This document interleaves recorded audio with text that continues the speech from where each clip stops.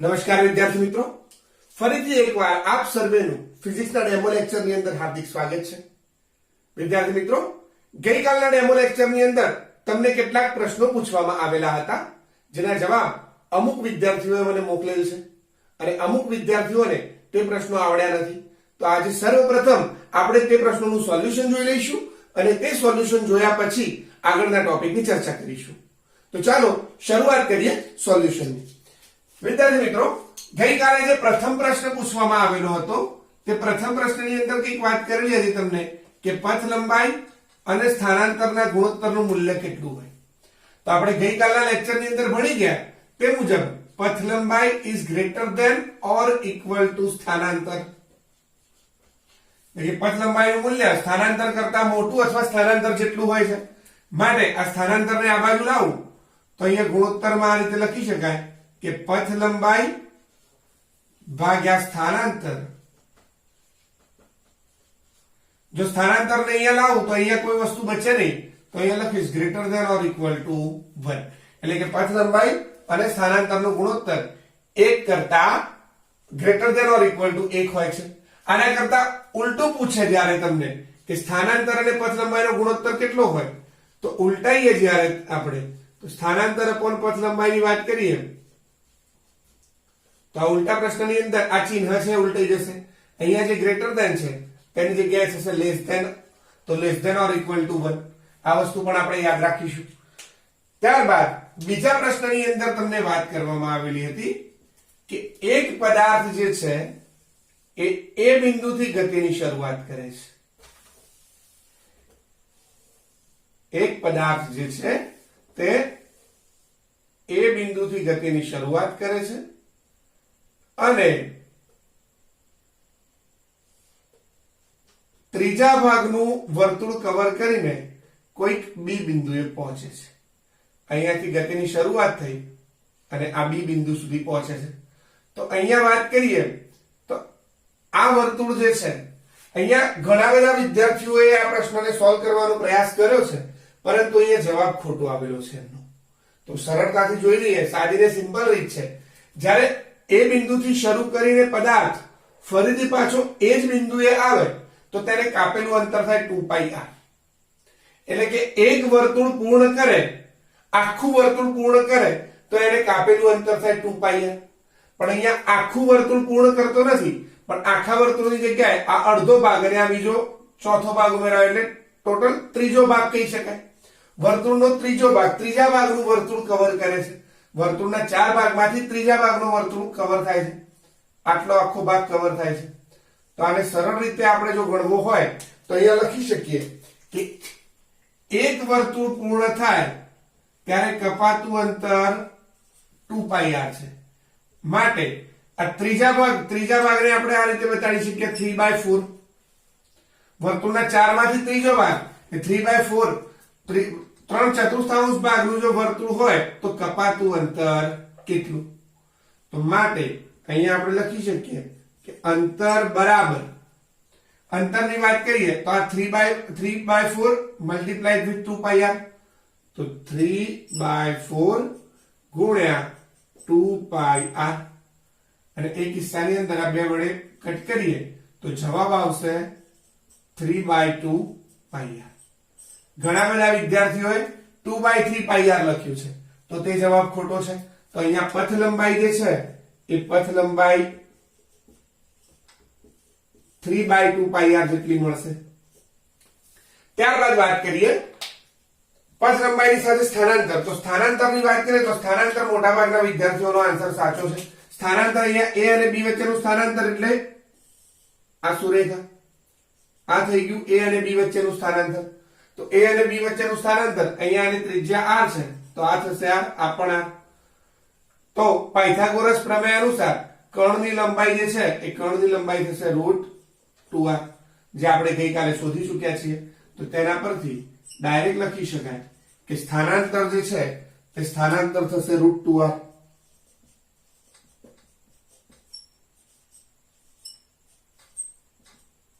પથ લંબાઈ મળશે 3/2πr અને સ્થાનાંતર મળશે √2r. ત્યાર પછી વાત કરીએ એના પછીનો જે થર્ડ પ્રશ્ન હતો કે ત્રીજા પ્રશ્નની અંદર કંઈક આ રીતે પૂછેલું છે તમને કે સમગ્ર વર્તુળ પદાર્થ એ બિંદુથી ગતિની શરૂઆત કરે છે અને ફરીથી પાછો એ બિંદુ આગળ પહોંચે છે. અચ્છા, એ બિંદુથી ગતિની શરૂઆત કરીને ફરીથી પાછો એ બિંદુએ પહોંચે એટલે એક વર્તુળ પૂર્ણ થાય, અને એક વર્તુળ પૂર્ણ થાય તો તે કિસ્સાની અંદર પથ લંબાઈ આપણે આગળ જ ભણી ગયા કે એક વર્તુળ પૂર્ણ થાય તો પથ લંબાઈ થશે વર્તુળના પરિઘ જેટલી એટલે કે 2πr. અને અહીંયા સ્થાનાંતરની વાત કરી છે તો સ્થાનાંતર એટલે પ્રારંભિક સ્થાન અને અંતિમ સ્થાન વચ્ચેનું અંતર. પણ અહીંયા જે વાત કરીએ આપણે એથી ગતિની શરૂઆત કરીને ફરીથી પાછો એ જ બિંદુએ પહોંચે છે તો અહીંયા પ્રારંભિક અને અંતિમ બિંદુ એક જ છે, માટે કહી શકીએ કે સ્થાનાંતર થશે 0.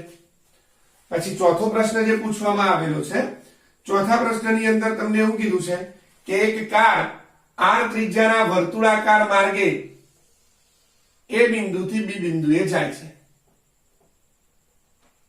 એક કાર r ત્રિજ્યાના અર્ધવર્તુળાકાર માર્ગે, સ્મોલ r ત્રિજ્યા આપેલી છે, સ્મોલ r ત્રિજ્યાના અર્ધવર્તુળાકાર માર્ગે એથી બી બિંદુએ પહોંચે છે. તો આ કાર માટે તેના પથ લંબાઈ અને સ્થાનાંતરનો ગુણોત્તર મેળવો.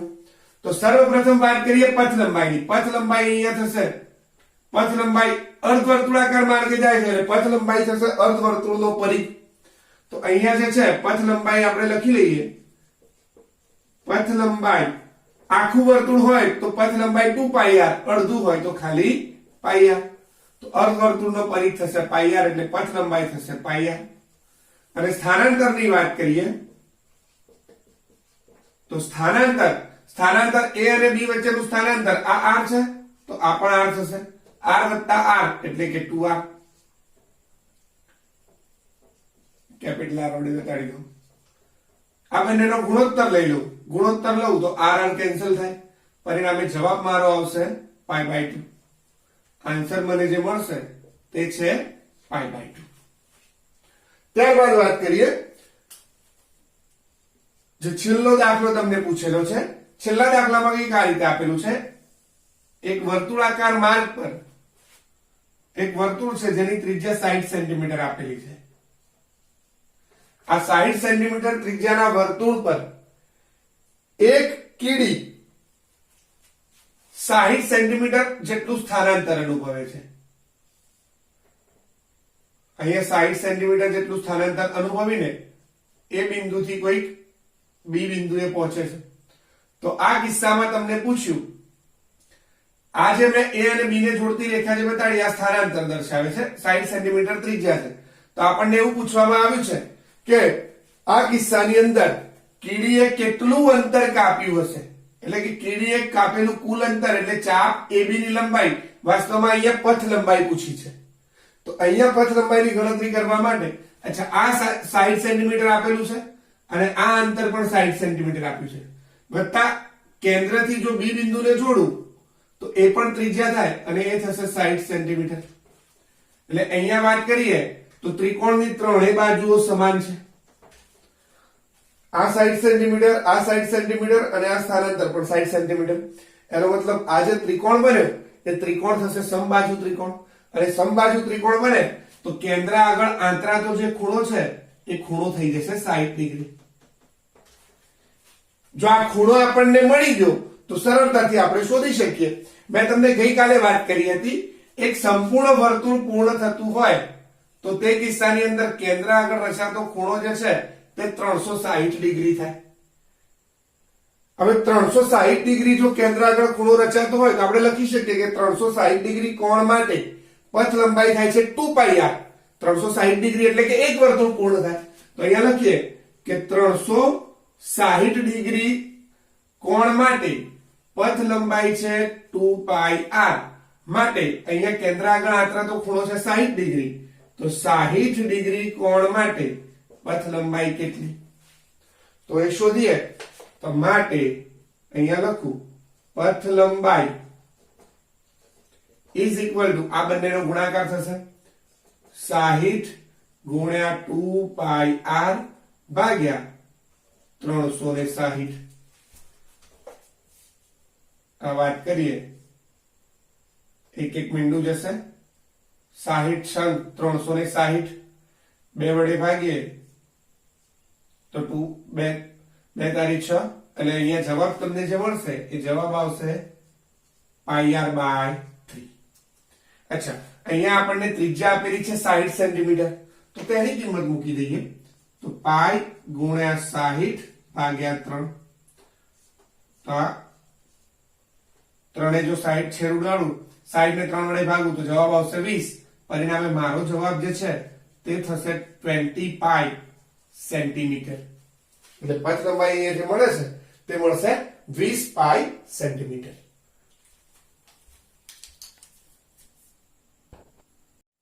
આગળના ટોપિકની વાત કરીએ તો તે છે ઝડપ અને વેગ. હવે ઝડપ, અહીંયા બંનેના સૂત્રો લખેલા છે. આ સૂત્રો ઉપરથી આજે મોટા ભાગનું કામ આપણે કરવાનું છે. ઝડપ, તો ઝડપ બરાબર કાપેલું કુલ અંતર ભાગ્યા કુલ સમય અને વેગ બરાબર કુલ સ્થાનાંતર ભાગ્યા કુલ સમય. અહીંયા કુલ અંતર એટલે કે પથ લંબાઈ છે, એટલે અંતર ભાગ્યા સમય એટલે ઝડપ થાય અને સ્થાનાંતર ભાગ્યા સમય એટલે વેગ થાય. હવે આપણે આગળના લેક્ચરમાં ભણી ગયા તે મુજબ અંતર એટલે કે પથ લંબાઈ એ અદિશ ભૌતિક રાશિ છે. આથી આપણે કહી શકીએ કે ઝડપ જે છે તે પણ અદિશ ભૌતિક રાશિ છે, જ્યારે સ્થાનાંતર સદિશ ભૌતિક રાશિ છે. આથી વેગ જે છે એ પણ સદિશ ભૌતિક રાશિ થશે. હવે આગળના લેક્ચરમાં આપણે ભણી ગયા હતા તે મુજબ પથ લંબાઈ is greater than or equal to સ્થાનાંતર. પથ લંબાઈ એ સ્થાનાંતર જેટલી અથવા તો સ્થાનાંતર કરતા વધુ હોય છે. તો આનો ઉપયોગ કરીને તમારે મને ઝડપ અને વેગ વચ્ચેનો સંબંધ મેળવી આપવાનો છે. તો તમારા માટે આજના લેક્ચરનો પ્રથમ પ્રશ્ન થઈ ગયો કે ઝડપ અને વેગ વચ્ચેનો સંબંધ જણાવો. અહીંયા મેં લખ્યું છે ઝડપ ખાલી જગ્યા વેગ, કારણ કે ઝડપની અંદર કુલ અંતર એટલે કે પથ લંબાઈ છે અને વેગની અંદર કુલ સ્થાનાંતર છે. તો આ સંબંધને આધારિત તમારે ઝડપ અને વેગ વચ્ચેનો સંબંધ મેળવીને મને તેનો આન્સર WhatsApp કરવાનો છે. ત્યારબાદ વાત કરીએ વિદ્યાર્થી મિત્રો, તો ઝડપ જે છે, ઝડપની અંદર બે પ્રકારની ઝડપ આપણને ભણવાની આવશે. એક આપણે ભણીશું સરેરાશ ઝડપ અને બીજી આવશે તાત્ક્ષણિક ઝડપ.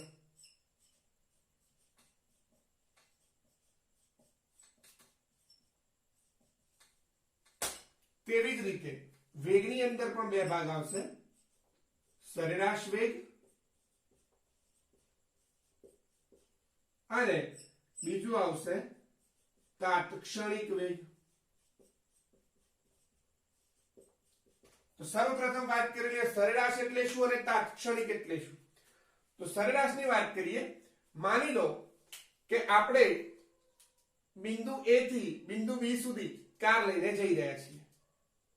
આપણે કારની શરૂઆત કરી અને શરૂઆતની અંદર માની લો કે આપણે 20 કિલોમીટર પર સેકન્ડની ઝડપથી જઈ રહ્યા છીએ. ત્યારબાદ વચ્ચે કોઈ ટ્રાફિક નડ્યું નથી અને વચ્ચેના કોઈ ચોક્કસ બિંદુથી આપણે એક્સલરેટર વધાર્યું અને તેના લીધે આપણી કારની ઝડપ છે 40 કિલોમીટર પ્રતિ સેકન્ડ થઈ ગઈ.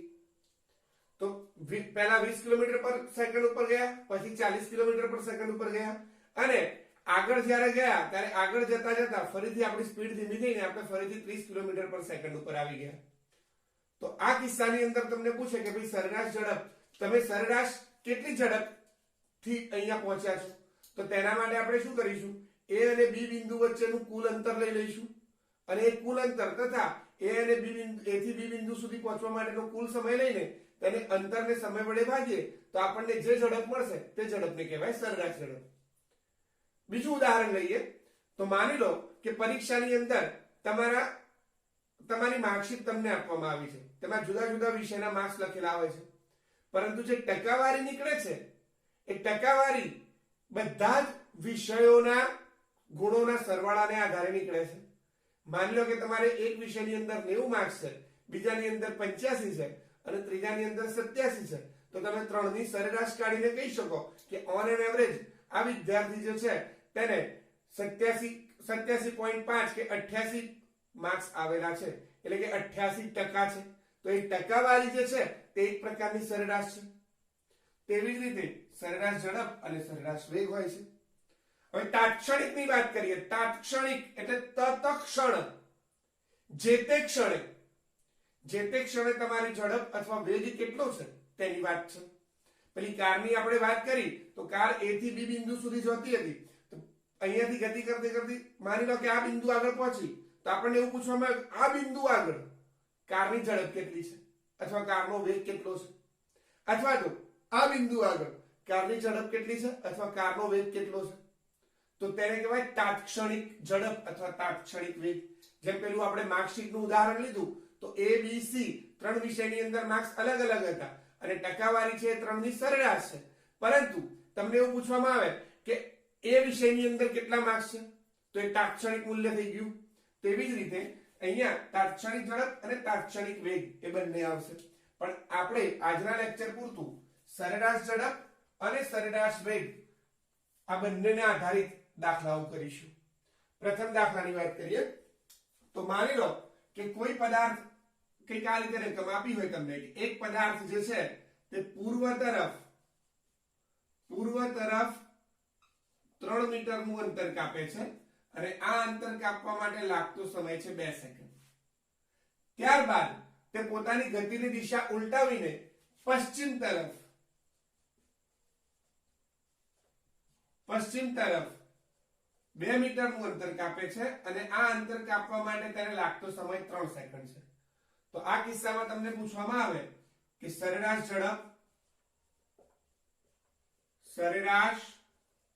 ઝડપ તથા સરેરાશ વેગ શોધો. સરેરાશ ઝડપ શોધો તથા સરેરાશ વેગ શોધો. તો વિદ્યાર્થી મિત્રો આનું સોલ્યુશન કરીએ. સર્વપ્રથમ પૂર્વ તરફ 3 મીટર, આપણે દિશાઓની માહિતી થોડી મેળવી લઈએ. તો સમતલની અંદર તમે જેમ નકશામાં જોયું હશે ઉપર તરફની દિશા છે એને ઉત્તર તરીકે દર્શાવે છે, નીચે તરફની દિશાને દક્ષિણ તરફ. આ દિશાને પૂર્વ કહે છે અને આને કહે છે પશ્ચિમ. વાસ્તવમાં આ ઉત્તર દક્ષિણ દિશા જે ઉપર નીચે દર્શાવી છે એ ઉત્તર, તો તમે બોર્ડ અથવા તો પુસ્તકના સામે બેઠેલા હશો તો તમારી આંખો જે દિશામાં છે તે દિશાને ઉત્તર કહેવાય છે અને પાછળ તરફની દિશા જે છે એ પાછળ તરફની દિશાને દક્ષિણ કહેવાય છે. પરંતુ આપણે આ રીતે દર્શાવી શકીએ છીએ. દાખલાઓની ગણતરીમાં પણ મોટે ભાગે આ રીતે આપણે મિકેનિક્સની અંદર આ રીતે ઉપયોગમાં લઈશું. ઉત્તર દક્ષિણ પૂર્વ પશ્ચિમ. હવે અહીંયા તમને વાત કરી તે મુજબ પદાર્થ પૂર્વ તરફ 3 મીટર અંતર કાપે છે, એટલે પૂર્વ તરફ એ બિંદુથી શરૂઆત કરી અને પૂર્વ તરફ 3 મીટર અંતર કાપીને ક્યાંક બી બિંદુએ પહોંચ્યો. તેના માટે તેને સમય લીધો છે 2 સેકન્ડ. ત્યારબાદ તે ગતિની દિશા ઉલટાવે છે અને એ જ માર્ગે ફરીથી પાછો 2 મીટર અંતર કાપે છે અને 2 મીટર કાપીને અહીંયા ક્યાંક પહોંચે છે. પહેલા આ દિશામાં ગયો, પછી 2 મીટર અંતર કાપીને અહીંયા ક્યાંક આવ્યો. આ થઈ ગયું 2 મીટર. આ અંતર જે છે તે છે 2 મીટર. તો આ કિસ્સામાં તમને પૂછ્યું આ કુલ અંતર A અને B વચ્ચેનું કુલ અંતર છે 3 મીટર અને પેલું અંતર છે 2 મીટર. તો સરેરાશ ઝડપ, હવે સરેરાશ ઝડપની વાત કરીએ તો સરેરાશ ઝડપનું સમીકરણ કંઈક આ છે. તે મુજબ કાપેલું કુલ અંતર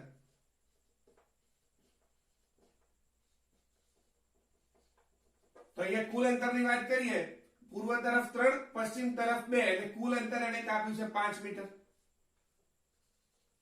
ભાગ્યા કુલ સમય. તો 3 મીટર અંતર કાપવા માટે લાગતો સમય 2 સેકન્ડ છે અને 2 મીટર અંતર કાપવા માટે લાગતો સમય 3 સેકન્ડ છે. તો કુલ સમય 2 + 3 એટલે 5 સેકન્ડ. તો કુલ અંતર ભાગ્યા કુલ સમય 5 મીટર ભાગ્યા 5 સેકન્ડ, 5 5 ઉડી જશે એટલે અહીંયા જવાબ આવશે 1 મીટર પર સેકન્ડ. એટલે અહીંયા સરેરાશ ઝડપ જે છે તે થશે 1 મીટર પર સેકન્ડ. સરેરાશ વેગની વાત કરીએ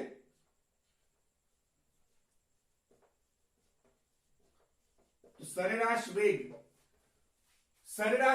હવે સરેરાશ વેગ માટે કુલ સ્થાનાંતર ભાગ્યા કુલ સમય. તો અહીંયા સ્થાનાંતરની વાત કરીએ તો સ્થાનાંતર જે છે એ સ્થાનાંતર અહીંયા સુધીનું, આ સ્થાનાંતર કુલ આ 3 મીટર છે, આ 2 મીટર છે, તો સ્થાનાંતર થશે 1 મીટર. તો સરેરાશ વેગ કુલ સ્થાનાંતર 1 મીટર ભાગ્યા કુલ સમય છે 5 સેકન્ડ. સ્થાનાંતર આપવા માટે થશે 1/5 મીટર પર સેકન્ડ.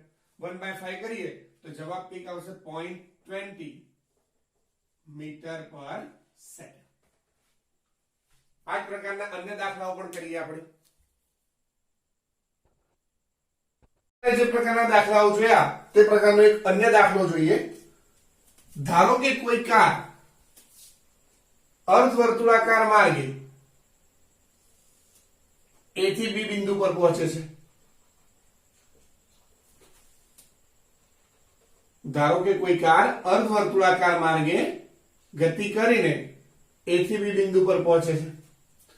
આ માર્ગે ગતિ કરીને A થી B બિંદુ પર પહોંચે છે અને અહીંયા જે ત્રિજ્યા છે એ ત્રિજ્યા માની લો કે 2 સેન્ટીમીટર છે.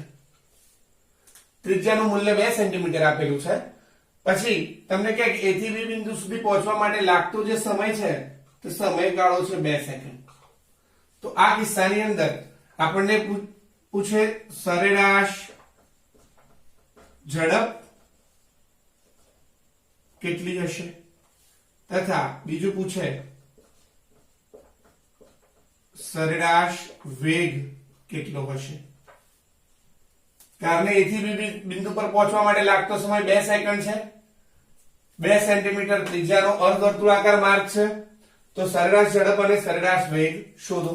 તો સરેરાશ ઝડપની વાત કરીએ. સર્વપ્રથમ સરેરાશ ઝડપ. તો સરેરાશ ઝડપ બરાબર કુલ અંતર ભાગ્યા કુલ સમય. હવે અંતર અહીંયા વાત કરીએ તો અર્ધવર્તુળાકાર માર્ગ માટે અંતર જે કાપશે તે અર્ધવર્તુળના પરિઘ એટલે કે પાઈ આર જેટલું થશે. પાઈ આર ભાગ્યા સમય અહીંયા આપેલો છે 2 સેકન્ડ. હવે અહીંયા વાત કરીએ તો ત્રિજ્યા આપણને આપેલી છે 2 સેન્ટીમીટર એટલે અહીંયા ઉપર થશે 2 પાઈ ડિવાઇડેડ બાય 2. અચ્છા, આ અંતર જે છે તે સેન્ટીમીટર એકમમાં છે અને સમય છે એ સેકન્ડમાં છે. તો સેન્ટીમીટર પર સેકન્ડ બે કટ થાય એટલે જવાબ આપણા માટે આવશે પાઈ સેન્ટીમીટર પર સેકન્ડ. આ થયું સરેરાશ ઝડપ. હવે સરેરાશ વેગની વાત કરીએ.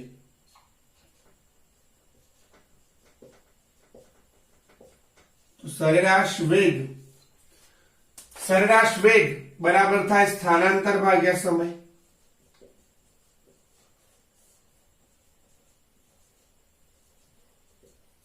સરેરાશ વેગ બરાબર સ્થાનાંતર ભાગ્યા સમય. તો સ્થાનાંતર ભાગ્યા સમય, સ્થાનાંતરની વાત કરીએ તો અહીંયા સ્થાનાંતર થશે 2r ડિવાઇડેડ બાય સમય છે 2 સેકન્ડ. હવે 2 into r બરાબર 2 સેન્ટીમીટર છે ડિવાઇડેડ બાય 2.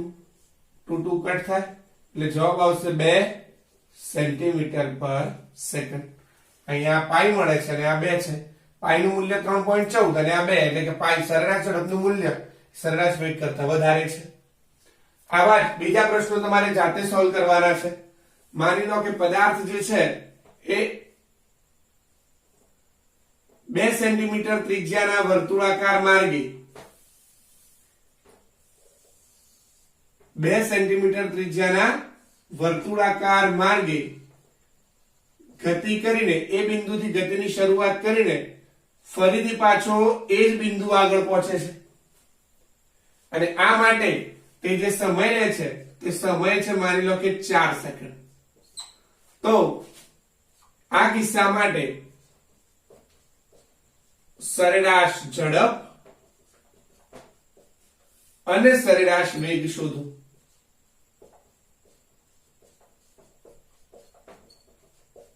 સરેરાશ ઝડપ અને સરેરાશ વેગ શોધો. એક બીજો પ્રશ્ન આપી દઉં તમને કે માની લો કે પદાર્થ જે છે તે એ બિંદુથી ગતિની શરૂઆત કરે છે. વર્તુળની ત્રિજ્યા અહીંયા ફરીથી લઈ લઈએ 2 સેન્ટીમીટર. એ બિંદુથી ગતિની શરૂઆત કરીને ત્રીજા ભાગનું વર્તુળ કવર કરીને કોઈક બી બિંદુએ પહોંચે છે. તો હવે A થી B બિંદુ સુધી પહોંચવા માટેનો જે સમય છે તે સમય અહીંયા છે 3 સેકન્ડ. તો આ કિસ્સાની અંદર ફરીથી પાછું સરેરાશ ઝડપ અને સરેરાશ વેગ આપણે શોધવાનું છે. સરેરાશ ઝડપ અને સરેરાશ વેગ આ બંને વસ્તુ શોધવાની છે. તો વિદ્યાર્થી મિત્રો, આજના લેક્ચરને આધારિત આ દાખલાઓનું સોલ્યુશન કરીને તમારે ફરીથી મને વોટ્સએપ કરવાનું છે. જો તેમાં કોઈ ઉણપ જણાય તો તમે મને કોલ કરી શકો છો અથવા તો ટેક્સ્ટ મેસેજ કરી શકો છો, પરંતુ એક્ટિવલી આ પ્રશ્નોનું તમારે સોલ્યુશન કરવાનું છે.